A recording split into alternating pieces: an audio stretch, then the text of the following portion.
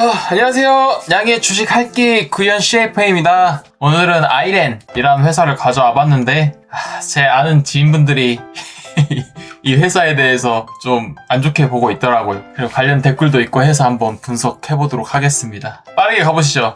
렛츠고! 우!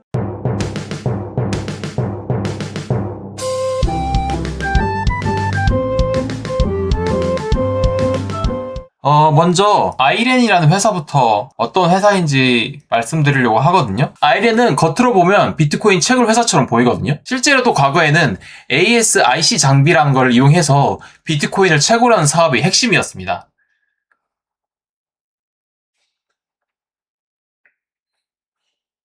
그런데 최근 이 회사가 그리고 있는 방향은 좀 다르거든요. 단순히 코인을 캐는 회사라기보다는 전력을 확보하고 그 전력을 수용할 수 있는 데이터 센터를 직접 짓고 운영하면서 그 위에 ASIC와 GPU를 올려 컴퓨팅 파워를 판매하는 인프라 기업으로 구조를 바꾸고 있다고 하네요. 조금 쉽게 말하면 아이렌의 핵심 자산은 코인이 아니라 전력과 데이터 센터입니다.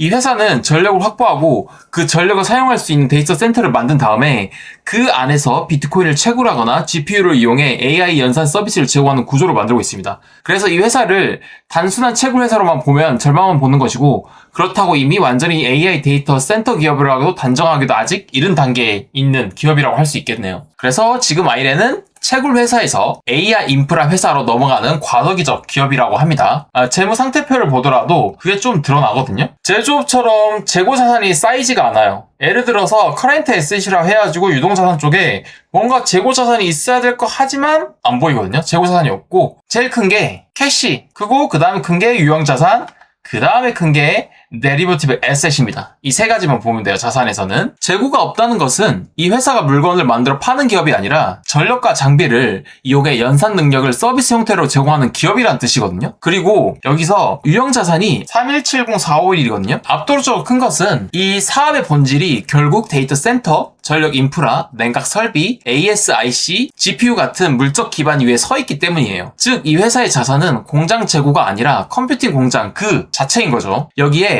데리버티브 에셋이 있어요. 데리버티브 에셋 215700으로 잡혀 있어요. 이게 무엇이냐면은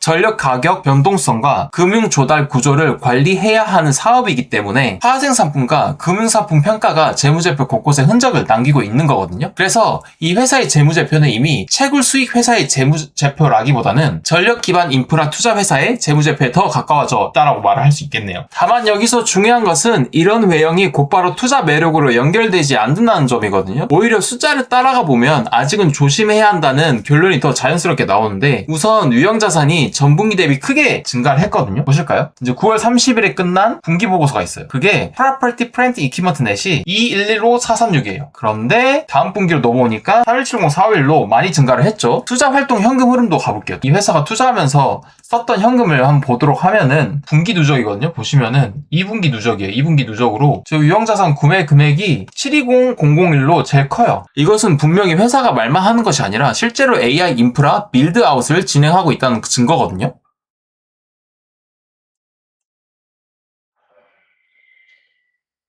그리고 재무 상태표로 다시 돌아올게요. Account Payable and Accrued Expenses가 있어요. 이게 576268 잡혔거든요.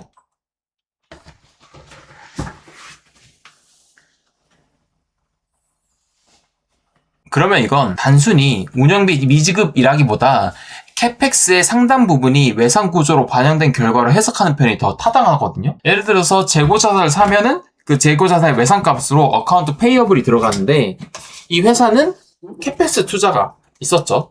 근데 거기에 대한 외상 구조가 여기 어카운트 페이어블 앤 어크루드 익스펜스가 좀 잡혀 있는 거예요. 즉 데이터 센터와 GPU를 깔고 있는 것은 맞아요. 여기까지 보면 확실히 뭔가 하고 있다라는 긍정적 신호가 보이고 있네요. 하지만 손익계산서랑 현금흐름표 또 다시 보면 또 얘기가 달라지거든요. 영업이익은 적자예요. 이 가로친 거 있으면 다 마이너스란 뜻이거든요. 지금 25년 2분기에도 적자인 거고, 그리고 25년 누적 분기, 그러니까 1, 2분기 누적 분기도 적자인 거예요. 순이익이 좀 좋아 보이긴 하거든요. 내려가 보면은 영업이익은 마이너스인데 수익이 플러스 나왔거든요. 좋게 나왔던 이유가 이거예요. Unrealized gain on financial instrument였어요.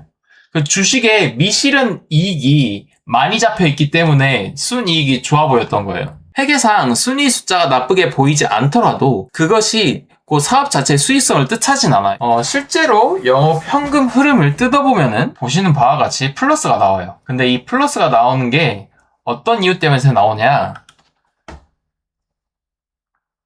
여기서 보면 미실현 이익이 다시 제거됐죠. 실제로 현금이 나간 게 아니기 때문에, 현금이 들어온 게 아니기 때문에 순이익부터 시작한 영업활동 현금으로 해서는 빼줘야 돼요. 대신 감가상각비 보실까요? Depreciation, Amortization, 감가상각비가 플러스가 되고, 그리고 Stock Based Compensation Expense, 주식 보상 비용이라고 하거든요. 주식 임직원들한테 임금 대신 주식으로 그냥 대신 주는 거예요. 그게 다시 이렇게 플러스로 잡혔고, 손익계산서에서 마이너스를 했지만 실제로 돈이 나간 게 아니기 때문에 다시 플러스를 해주는 거예요. 플러스로 잡혔고, 그리고 부채 전환 유도 비용 같은 게 있어요.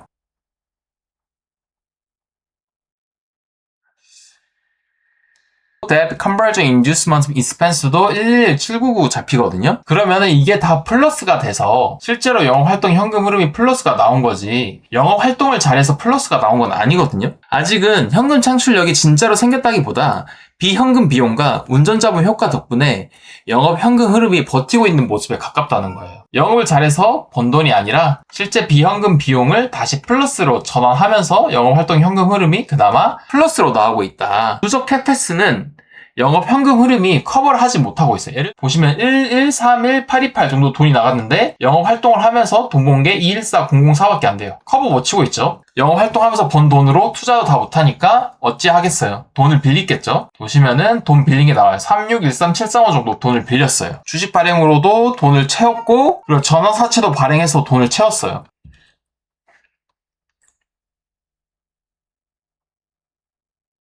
이게 제일 커요. 전환사채 발행이랑 주식 발행으로 해서 돈을 채워서 이 돈으로 투자 활동하고, 그리고 남는 거는 현금으로 가져가겠죠. 그리고 영업 활동으로는 커버가 안 됐고, 오케이. 결국 지금의 아이렌은 이익을 재투자하는 성장 기업이라기보다는 외부 자본을 끌어와 미래 수익성을 먼저 건설하는 기업에 가깝다고 할 수 있겠네요. 이런 회사는 성공하면 밸류가 크게 뛰지만 실패하거나 전환 속도가 기대에 못 미치면 부채 부담이 투자자에게 그대로 돌아오게 됩니다.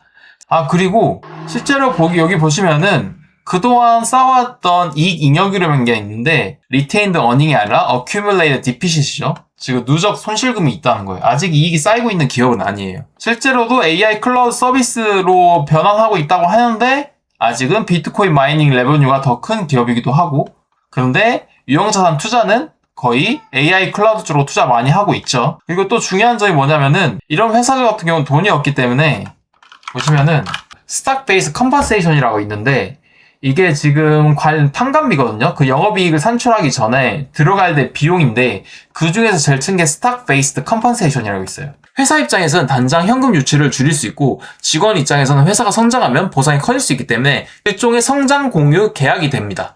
그러니까 임직원들한테 충분한 돈을 주지 못하기 때문에 자기 회사 주식을 주는 거예요. 회사 나중에 잘 되면은 이거 팔아서 너의 살림의 보탬이 되라. 정리를 해보자면 사업의 방향성 자체를 부정할 필요는 없어요. 전력을 확보한 데이터 센터 사업자라는 점, 비트코인 채굴에서 AI 클라우드와 HPC로 무게중심을 옮기고 있다는 점, 실제로 GPU와 데이터 센터 캐펙스가 재무제표에 반영되고 있다는 점 분명 의미가 있어요. 시장이 이런 회사를 높게 평가하는 이유도 이해할 수 있어요. 다만 투자자 입장에서 무슨 회사인가 보다 더 중요한 질문이 있는데, 그 많은 캐펙스가 언제 어떤 속도로 어떤 수익률로 AI 매출로 전환될 것인가예요. 아직 아이렌은 그 답을 숫자로 충분히 보여준 단계가 아니거든요. AI 클라우드 서비스 레버뉴는 생기고 있지만 전체 매출을 차지하는 비중이 아직 낮았고, 그리고 영업이익 구조를 뒤집을 만큼 커졌다고 보기도 어려워요. 다시 말해 이야기는 매력적이지만 숫자는 아직 완성되지 않았어요. 그래서 오늘 본 내용을 종합하면 아이렌은 전력과 데이터 센터를 무기로 채굴 기업에서 AI 인프라 기업으로 변신을 시도하는 회사이며, 재무제표도 그 전환 과정을 꽤나 선명하게 보여주곤 있어요. 재고가 없고 유형자산과 현금, 파생상품 자산이 크다는 점은 사업의 성격을 잘 말해주고, 대규모 캐펙스와 높은 매입 채무, 거대한 재무활동 현금 흐름은 이 회사가 지금 공격적으로 인프라를 쌓는 단계라고 보여주고 있거든요. 그러나 동시에 영업 적자가 지속되고 영업 현금 흐름의 질이 아주 깨끗하다고 보기는 어려워요. 투자, 재원 상당 부분이 차익과 증자에서 전까지 함께 보면 차입도 전화 사채였죠. 그냥 일반 사채도 아니었어요. 투자자가 편하게 들어갈 수 있는 구간은 아니라고 생각을 합니다. 한마디로 정리하면 아이렌은 흥미로운 전화를 시도하는 회사이지만 아직 결과를 증명한 회사는 아닙니다. 이상 오늘 아이렌 분석 빠르게 맞춰봤고요. 영업 적자가 나고 있고 영업 활동 현금 흐름의 질이 그다지 좋지 않으면 저는 추이 분석을 안 하거든요. 추이 분석할 필요도 없다고 생각을 하고 밸류에이션도 웬만하면 안 해요. 이상 아이렌이라는 기업 분석을 마쳤고요. 다음 영상에는 패브리넷 마저 끝내야 되거든요. 열심히 해보도록 하겠습니다. 감사합니다.